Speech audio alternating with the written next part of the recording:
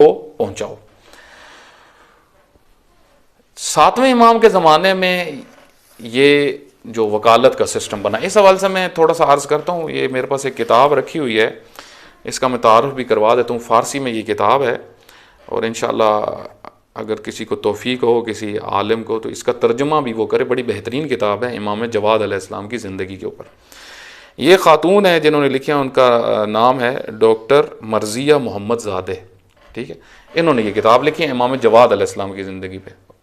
بہترین کتاب لکھی ہے، بہترین تحقیق، امام کی زندگی کے اوپر بہت کچھ لکھا ہے، ان کے ہر شاگرد کے متعلق، جنہوں نے امام سے احادیث نقل کی ہیں، راویان، اس کے اوپر تحقیق پیش کی ہے۔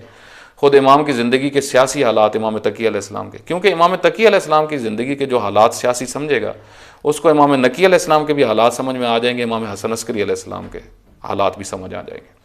انہوں نے جو وکالت کے متعلق لکھا ہے وہ میں پڑھ کے آپ کی خدمت میں عرض کرتا ہوں۔ یہ لکھتی ہیں، اور انہوں نے وکالت کے موضوع کے اوپر لکھتی ہیں کہ نظام وکالت مہم ترین عملی بود کہ موقعیت سیاسی اجتماعی شیعہ امامی را تثبیت میں کر۔ فرماتے ہیں کہ وکالت کا جو سسٹم تھا وہ سب سے مہم عامل تھا کہ شیعہ کے لیے سیاسی اور اجتماعی جو ان کا فکر تھی وہ ثابت ہو گئی، تثبیت ہو گئی، مضبوط ہو گئی۔ یعنی بنو عباس در حقیقت جس سسٹم کو ختم کرنا چاہتے تھے کہ اہل بیت کی فکر سوسائٹی سے ختم ہو جائے اور لوگ ہماری طرف آئیں، کیونکہ بنو عباس کے لیے سب سے بڑی رکاوٹ اہل بیت تھے۔ وہ چاہتے تھے سب ہمارے مرید بنیں، سب ہمارے ماتحت آئیں، ہماری سیاست کو قبول کریں۔ تو آئمہ کیونکہ ان کا مقابلہ کر رہے تھے اور اس غلط نظریے کو رد کرنا چاہتے تھے، تو بڑی خاص طریقے سے، جذباتی کام نہیں، ایک ٹیکنیک سے، تدبیر سے بنو عباس کی سارے طریقہ کار کو ناکام بنایا۔ فرماتی ہیں کہ شرائط بحرانی کے آئمہ شیعہ در زمان عباسیان با رو شدند، وہ بحرانی حالات، بحران سے بحرانی حالات یعنی بہت پریشان کن حالات، یعنی اس زمانے میں شیعہ بنو عباس کے زمانے میں بہت بحرانی حالات تھے، لیکن اس کے باوجود آئمہ کی ورکنگ چل رہی تھی۔ آئمہ کا کام علمی اور ان کی کاوشیں وہ اپنی جگہ پہ تھی۔ تو جب عباسیوں کے زمانے میں سخت حالات تھے تو آئمہ نے کیا کیا، اسی وکالت کے سلسلے کو بنایا۔ ایشان را واداشتہ ابزار جدیدی را برائے ارتباط و شیعان خود جستجو کنن۔ اس وکالت کے سسٹم کا سب سے بڑا فائدہ یہ ہوا کہ شیعہ ہر علاقے میں آپس میں مربوط ہو گئے، ہر علاقے میں، کہ یہ آئمہ سے مربوط شخصیت ہیں، ہم نے ان سے مربوط رہنا۔ یہ بڑا مہم ہے، یہ کہ تشیع کے اندر مرکز، اس مرکز سے کون وابستہ ہے۔ آئمہ کے زمانے میں اسی طریقے سے ہوتا تھا، آئمہ کے جو وکیل ہوتے تھے، وکالت کا سسٹم ہوتا تھا، اس میں شیعہ آگے پھر اس وکیل نائب کے ساتھ اٹیچ ہوتے تھے، لیکن شرط یہ ہے کہ وہ امامت کے ساتھ اٹیچ ہو۔ کس معنی میں؟ یعنی جو وہاں سے احکام آ رہے ہیں ان کو فالو کرے اور لوگوں تک پہنچائے۔ اور یہی سلسلہ آج غیبت میں بھی ہے، ٹھیک ہے۔ لیکن فرض کریں، اب یہاں پہ میں ایک نکتہ آپ کی خدمت میں عرض کر دوں کہ فرض کریں کہ کوئی نمائندہ ہے، ٹھیک ہے، وہ حالات کے پیش نظر وہ کہتا ہے نہیں میں یہ نہیں کرتا، میں یہ نہیں کرتا، تو آپ دیکھیں آئمہ خود امام زمانہ علیہ السلام نے اپنے ایک نائب سے کہا کہ یہ جو میں نے کچھ لوگوں کے نام لکھ کے بھیجے ہیں ان سے اظہار براعت کریں، لوگوں کو، شیعوں کو کہیں کہ یہ جو غالیوں کے میں نے نام لکھ کے بھیجے ہیں، امام زمانہ علیہ السلام نے فرمایا اپنے نائب سے کہ میں نے جن غالیوں کے نام لکھ کے بھیجے ہیں شیعوں کو کہو کہ ان سے براعت کریں، نہیں تو تمہارا ہمارے ساتھ کوئی تعلق نہیں ہے۔ تو وہ جو نائب تھے وہ تھوڑا سا پریشان ہو رہے تھے کہ یہ تو رولا پہ جیسی، کیونکہ وہ غالی بڑے مؤثر تھے، جس طرح ہمارے ہاں آج کل غالی بڑے مؤثر ہیں، لوگوں کے ساتھ ان کے بڑے ریلیشنز ہیں، تو کوئی بھی نام لے تو بعض فوراً پریشان ہو جاتے ہیں، چھلانگیں لگانا شروع کر دیتے ہیں کہ ہمارے جو ہیں وہ ہمارے ہیرو کے خلاف کیوں بات کی۔ تو امام نے اپنے اس نائب سے کہا کہ یہ پہنچاؤ، یہ ضروری ہے۔ اگر کوئی نائب فرض کریں کہ ان چیزوں سے پیچھے ہٹتا تھا تو لازمی بات ہے وہ اپنی وہ جو اس کی ذمہ داری تھی وہ اس کو پورا نہیں کر رہا۔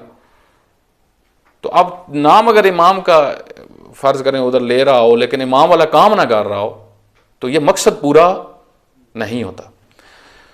تو فرماتی ہیں کہ بدین منظور از آئمہ شیعہ با تاسیس نہاد وکالت ہوشیارانہ فعالیت شیعان را ہدایت میں کردن۔ آئمہ نے یہ وکالت کا سسٹم بنایا اور بڑی تدبیر کے ساتھ شیعہ کو آپس میں مربوط کیا اور ان کو اپنی تعلیمات سے آشنا کیا، اپنی تعلیمات کو لوگوں تک پہنچایا۔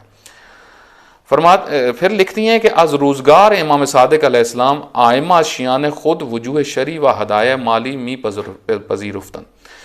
خوب امام صادق علیہ السلام کے زمانے سے آئمہ جو تھے وہ خمس جب لوگ لے کے آتے تھے تو امام لے لیتے تھے، ٹھیک ہے، اس سے پہلے یہ سسٹم نہیں تھا، لیکن وکیل ابھی تک نہیں بنائے تھے امام صادق علیہ السلام نے کہ لوگ ان کو خمس دیں اور وہ آئمہ تک پہنچائیں۔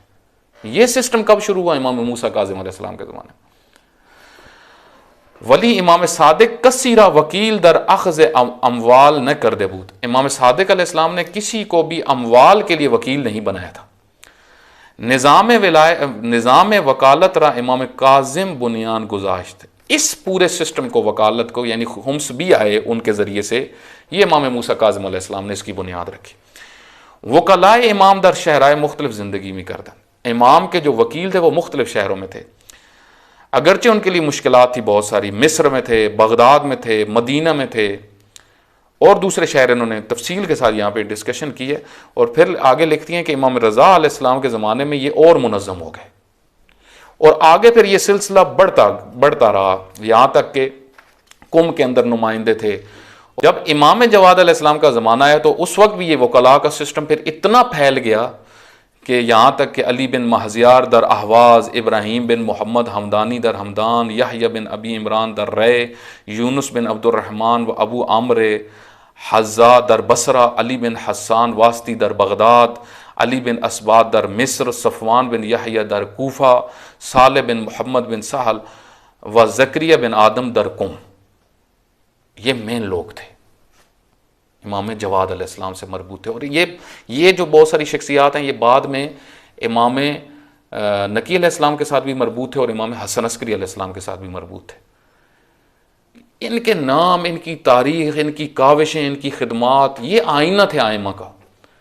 اگر آپ تاریخ پڑھیں، آئمہ علیہ السلام کے پاس جب لوگ آتے تھے وہ کہتے تھے کہ ہمیں بہت مشکل ہوتی ہے آپ سے مسئلہ پوچھنے میں، بعض اوقات دور سے آنا پڑتا ہے، تو آئمہ فرماتے تھے وہ قم میں فلاں بیٹھے ہوئے ہیں، رے میں فلاں بیٹھے ہوئے ہیں، ہمارے پاس آنے کی ضرورت نہیں ہے، ہمارا جو مسئلہ ہے ان سے پوچھ لو، یعنی ہماری فقہ کا جو مسئلہ ہے آپ ان سے پوچھ لو۔